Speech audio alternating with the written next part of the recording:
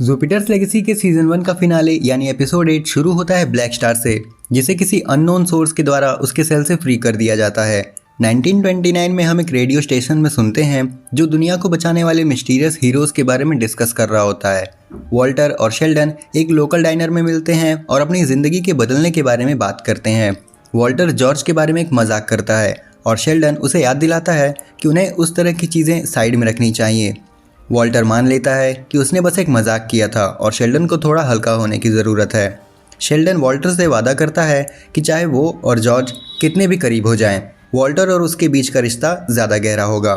फिर हम प्रेजेंट में आते हैं जब वॉल्टर अपनी ज़िंदगी के लिए लड़ रहा होता है। राइको वॉल्टर के लिए रास्ता खुला रखते हुए लड़ रही है, जबकि फिट्ज और पेट्रा ये देख रहे हैं कि क्लोन का शरीर बंद ना हो जाए। शेल्डन चाहता है कि राइको अंदर जाए और उसे बाहर निकाले, लेकिन वो ये नहीं करती और मान लेती है कि उसका बस इतना ही काम है कि वो दरवाज़ा खुला रखे। हज के फ्लैट पर क्लोई और हज अपने रिश्ते के बारे में झगड़ा कर रहे होते हैं। वो अपने रिश्ते को लेकर खुल के बात नहीं करना चाहते, वो भी इस बेसिस पे कि उसका फादर कौन है। हज सिर्फ उसे सेफ रखना चाहता है और दोनों की ज़िंदगी के कुछ हिस्से अलग रखना चाहते हैं। क्लोई को रियलाइज़ होता है कि उनके बीच में कभी कोई भी रिश्ता नहीं काम कर सकता। हज अपने फ्रेंड्स जैक, जेसिंडा और गैबी से मिलता है और उन्हें किसी काम में मदद करने के लिए मनाने की कोशिश करता है, लेकिन उनकी लाइफ खतरे में है क्योंकि उन्हें पता है कि यूटोपियन किसी भी समय आ सकता है, क्योंकि हज उसकी बेटी के साथ रह रहा है। इससे हज के पास कोई चॉइस नहीं बचती, इसलिए वो ये काम अकेले करने का डिसाइड करता है। Back at the union headquarters Brandon Sheldon को चेक करने आता है और उसे याद दिलाता है कि वो अच्छे हाथों में है और उसे चिंता नहीं करनी चाहिए। शेल्डन ब्रैंडन के साथ बात करता है कि उन्होंने और ग्रेस ने अपनी पावर्स को पाने के लिए क्या कुछ नहीं सहा है, और क्योंकि जॉर्ज के साथ जो हुआ था उससे वो ब्रैंडन के साथ थोड़ा टफ रहता है। जब जॉर्ज ने कोड तोड़ दिया तब उसके रिश्ते का एंड यूनियन और शेल्डन के साथ शुरू हुआ। शेल्डन नहीं चाहता कि वो ब्रैंडन को भी खोए जैसे जॉर्ज को खोया, और शायद वॉल्टर को भी। ब्रैंडन उसे ये एश्योरेंस देता है कि उसे नहीं खोएगा। उसने अपनी तरफ से कुछ सोच लिया है और कैसे पेट्रा आई थी वो शेल्डन को बताता है कि उसने जो पेट्रा को कहा था वो हमेशा स्क्रिप्टेड लगता था, लेकिन इस बार अलग था।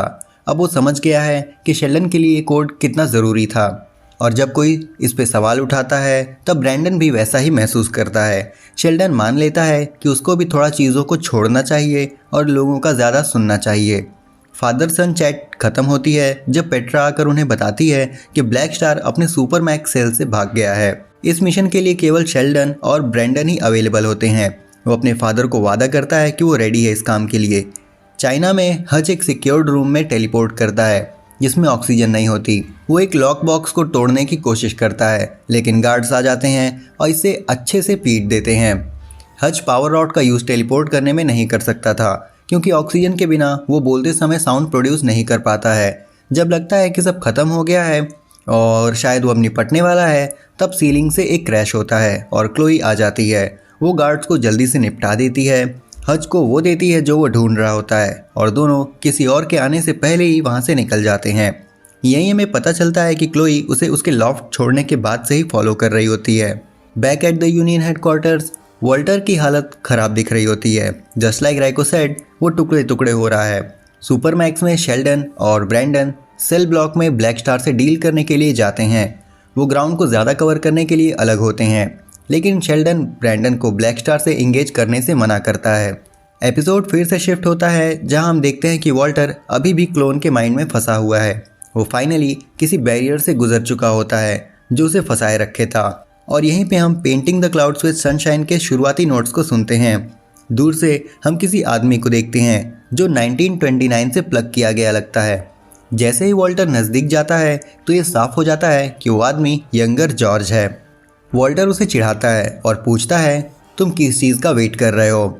In one of the best moments of the finale George उठता है और टेबल फेंक देता है, और जब मैच क्लियर होती है तो हम एक ओल्डर जॉर्ज को उसके स्काई फॉक्स सूट में देखते हैं। एक मोमेंट के लिए हम सुपर मैक्स में शिफ्ट होते हैं जहां ब्रैंडन कोशिश करता है एक गार्ड की हेल्प करने की, लेकिन ब्रैंडन के लिए ब्लैक स्टार के कुछ और ही प्लान्स थे। क्लोन के ब्रेन में जॉर्ज और वॉल्टर एक दूसरे से लड़ रहे होते हैं, जबकि ग्रेस और दूसरे लोग नहीं जानते कि क्या हो रहा है।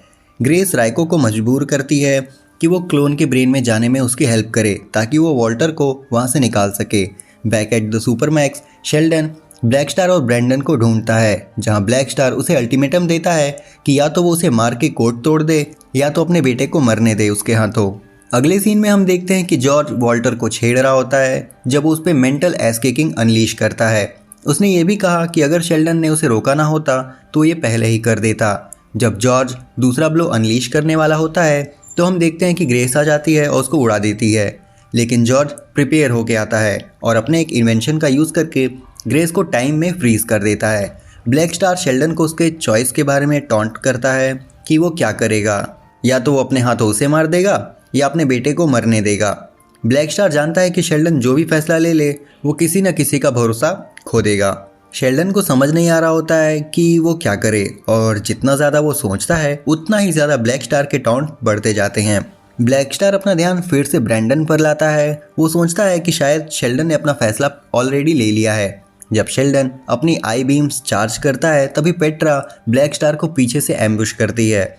जब उनकी फाइट हाई गियर में जाने वाली होती है तो हम जॉर्ज, वॉल्टर और ग्रेस के पास शिफ्ट हो जाते हैं।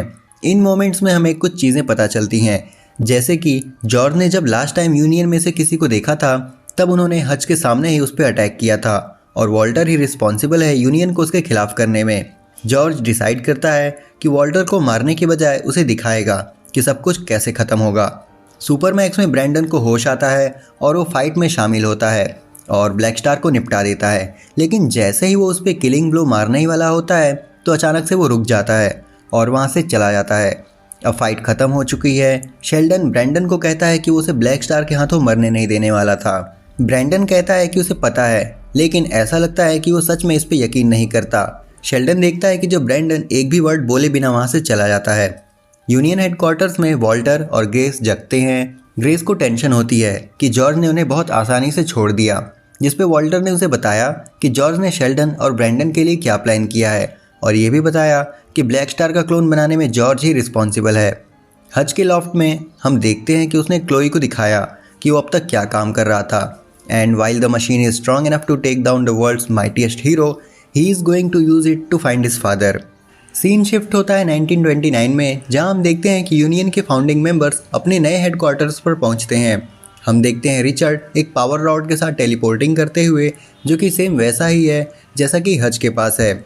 जब सब सेटल्ड हो जाते हैं, हंसी मजाक ख़त्म हो जाता है, तब शेल्डन अपना कोड सबको समझा देता है कि ना तो वो गवर्न करेंगे और ना ही किसी को मारेंगे, और यहीं से इनके कोड की शुरुआत हुई थी।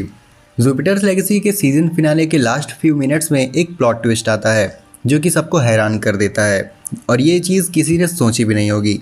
राइको को पता चलता है कि वो जॉर्ज नहीं था जिसने एक क्लोन बना के यूनियन के पीछे भेजा था, बल्कि ये सब वॉल्टर ने किया था। जी हाँ, उसने असली ब्लैक स्टार को भी सेल से बाहर निकालने में हेल्प की थी जब वो उससे मिलने गया था। ये एक तरीका था शेल्डन और ब्रैंडन के बीच दरार डालने का। जब चीज़ें अनस्टेबल हो जाएंगी तब वॉल्टर यूनियन पे कब्जा करेगा और अपने हिसाब से चलाएगा उसे। राइको ज़्यादा पैसे मांगती है अपना मुंह बंद रखने के लिए, लेकिन वॉल्टर को राइको का मर जाना ज़्यादा सेफर ऑप्शन लगता है। इसको और इम्पैक्टफुल बनाता है जब वॉल्टर राइको के साथ ये बात करता है, तब हम उसको शेल्डन के साथ बात करते हुए देखते हैं, जो उसे उसकी मदद करने के लिए कहता है। शेल्डन को फिक्र होती है कि वो ब्रैंडन को खो रहा है, जैसे क्लोई को खो चुका है। यहाँ वॉल्टर अपने भाई की मदद के लिए राज़ी हो जाता है, हालांकि हमें पता है कि वो स्टार्टिंग से ही उससे झूठ बोल रहा था। दूसरी तरफ हम देखते हैं कि वॉल्टर अपनी ही बेटी राइको को जान से मार देता है। और इसी के साथ जुपिटर्स लेगेसी के सीज़न 1 का फिनाले यानी कि एपिसोड 8 ख़त्म हो जाता है। आई होप कि ये वीडियो आप सबको पसंद आई होगी, और अगर आई है तो इसे लाइक और शेयर कर देना, चैनल को सब्सक्राइब कर देना। हम जल्दी लौटेंगे ऐसे ही और भी कई सारे इंटरेस्टिंग वीडियोस के साथ। तब तक के लिए सायोनारा।